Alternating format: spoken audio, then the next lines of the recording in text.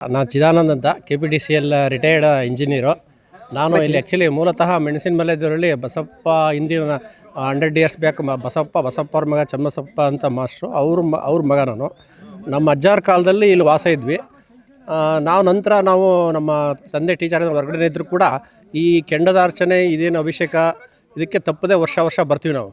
ಇಲ್ಲಿ ಏನು ವಿಶೇಷತೆ ಏನು ಕಂಡಿದ್ದೀನಿ ಅಂತಪ್ಪ ಅಂದರೆ, ಇಲ್ಲಿ ಏನು ಪೂಜಾ ಕಾರ್ಯಕ್ರಮ ಬಂದರೆ ಒಂಥರ ಮನಸ್ಸಿಗೆ ಶಾಂತಿ, ನೆಮ್ಮದಿ ಮತ್ತು ಆರೋಗ್ಯದಲ್ಲಿ ಏನೋ ಒಂಥರ ಸುಧಾರಣೆ ಕಾಣುತ್ತೆ. ನಾನು ಅಬ್ಸರ್ವ್ ಮಾಡಿದ್ದೀನಿ. ಆಮೇಲೆ ಈ ನಾವು ಶಿವಮೊಗ್ಗದಲ್ಲಿ ವಾಸ ಇದ್ದರೂ ಕೂಡ ಇಲ್ಲಿ ಬಂದಾಗ ಸಣ್ಣ ಪುಟ್ಟ ಮೈಕೈ ನೋವು ಇದ್ದಿದ್ದೆಲ್ಲ ನಿವಾರಣೆ ಆಗುತ್ತೆ. ಅದೊಂದು ದೈವಿಕ ಶಕ್ತಿ ಅಂತೂ ಇದೆ ಇಲ್ಲಿ. ಆ ಒಂದು ಇದು ಹಿಂದಿನ ನಮ್ಮ ಹಿರಿಯರು ಹೇಳ್ದಂಗೆ ಒಂದು 10ನೇ ಶತಮಾನದಿಂದಲೂ ಒಂದು ಇತಿಹಾಸ ಇದೆ ಇದು.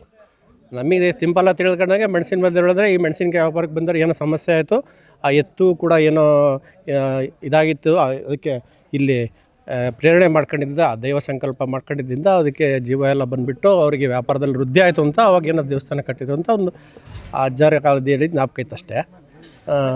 ಸಂಪೂರ್ಣ ಮಾಹಿತಿ ನಾನು ಇಟ್ಕೊಂಡಿಲ್ಲ. ಒಂಥರ ದೈವಿಕ ಶಕ್ತಿ ಅಂತೂ ಭಾಳ ಇದೆ. ಅದ್ರ ವಿಶೇಷವಾಗಿ ನಮ್ಮ ಕುಲಬಾಂಧವರು ಮಾಡ್ತಾ ಇರೋದು ಒಂದು ವಿಶೇಷ. ರಾಜ್ಯದಲ್ಲಿ ಎಲ್ಲೂ ಈ ರೀತಿ ಒಂದು ಸಂಪ್ರದಾಯ ಇಲ್ಲ ಅಂತ ಕಾಣಿಸುತ್ತೆ.